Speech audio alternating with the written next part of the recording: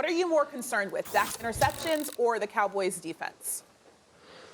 I would think the Cowboys defense. I believe when you look at this defense, it is extremely opportunistic. When you go back to last week, being able to create 4 turnovers against the Philadelphia Eagles and win that football game, put them on short fields with opportunities to score. I believe that was huge. But you go back to the Jacksonville Jaguars game, and this team is up. And all season, we've applauded them for being one of those teams that if they get up on you with this type of pass rush, with the opportunistic players they have on the back end, then that's a win for the Dallas Cowboys. We watched Trevor Lawrence carved them up for the entire second half, and then obviously the pick 6 that bounces off of Noah Brown's chest is a touchdown and a walk-off touchdown for the Jacksonville Jaguars. But when you look at some of the interceptions that are thrown by Dak Prescott, this isn't one of those situations to where they're all of his fault. We watched kind of Patrick Mahomes go through this same thing a little bit last year, some inconsistencies in what the routes are, a little bit involved in the chemistry between what we saw with CeeDee Lamb and Dak Prescott against the Green Bay Packers when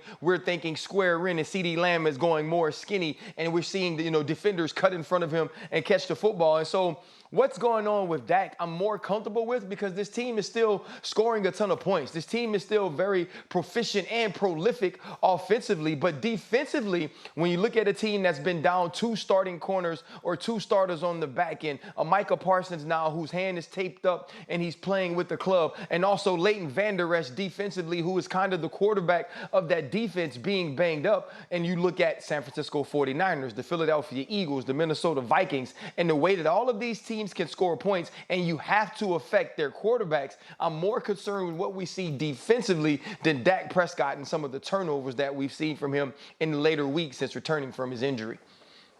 I mean, you said a lot right there, RC, but for me, I think it's this offense because concerned with the health of the offensive line, shuffling guys. You saw later in that game, you saw the Tennessee Titans, coming down and forcing them to pass games and communication. And listen, Jason Peters is going to be a Hall of Famer first ballot, but he's 40 years old, and he's a guy that's like a deuce in the quarter. It takes a while to start that engine up. So you worry about some of the people he potentially may face in the playoffs. They got war daddies on the outside, and he was able to get away with it yesterday, but I don't know if he's going to be able to get away with it with the shuffling of the line, which also puts Dak Prescott on the move. To me, their offense is their best defense, right? If they're able to get up points and able to get ahead, then it allows that defense to play the way that they want to play, being able to pin their ears back and use Michael Parsons as a Swiss Army knife. I get concerned with the fact that Dak Prescott, we keep saying that, okay, well, it's just a turnover here and there. And he was defensive when he said that, for games are won on paper. But he has to recognize the fact that he's been reckless with the football. And in the postseason, when you're playing against a real football team, a team that quarterback is equal or superior to you, and their team is as well, you make those bad decisions, then those are the difference between winning and losing in another disappointing Dallas Cowboys, postseason run. Was he reckless, though, last night with the football and that first interception? I'm not talking about the first. I'm talking about the one, at the end of the half that, took Kevin 3 points on the board and it flips. That was a bad ball. That ball was inside. And people say the same thing about pick 6. No, it was inside. So it's his mechanics, right? And sometimes you talk about, the overthrow the week before. I'm talking about the mechanics, being able to throw in the tight windows. It's his mechanics, and if he makes those type of mistakes, because the windows are going to become smaller and smaller once you get into the postseason because the opposition is going to get better.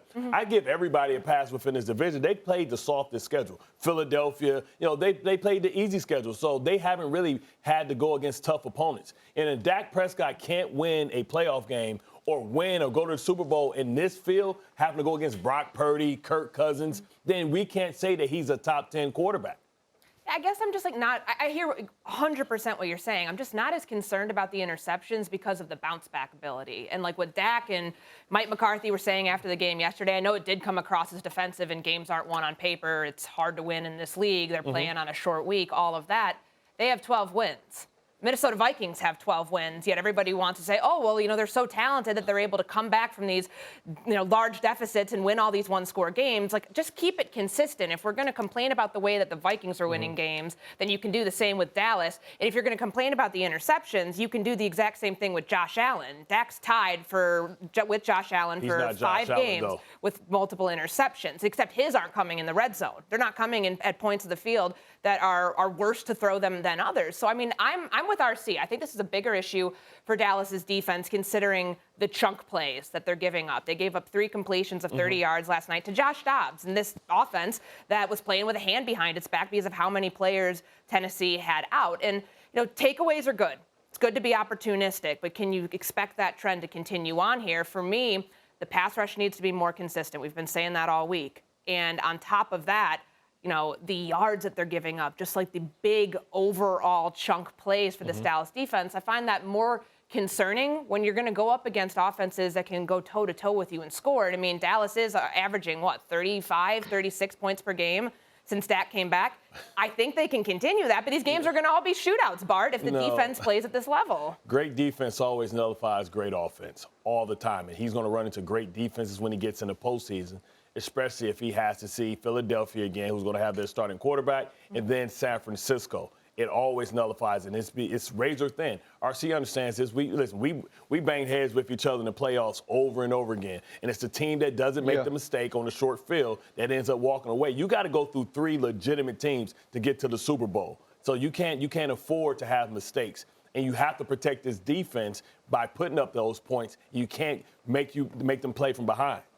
I mean, it's been a tale of two halves for Dak. Like, that's the one thing. Sorry, RC. The one thing that I've really understood this year, when you go from his first half, 11 touchdowns, 11 interceptions. That's his touchdown interception ratio from the first, all throughout the season. Second half and overtime, that goes to 11 touchdowns, 3 interceptions. There's something that's working, and I think that when we talk about the body of work and when people want to poke holes in your resume and say, well, that wasn't a good win, and that's not a win that's going to make you confident. If you're Dallas fans, the resiliency factor and how you can come back in the second half to win games. Last I checked, style points don't matter in the postseason. Just to be able to get there in the first place is more important. And the way that Dak's playing, being able to right his own wrongs, I think is super helpful.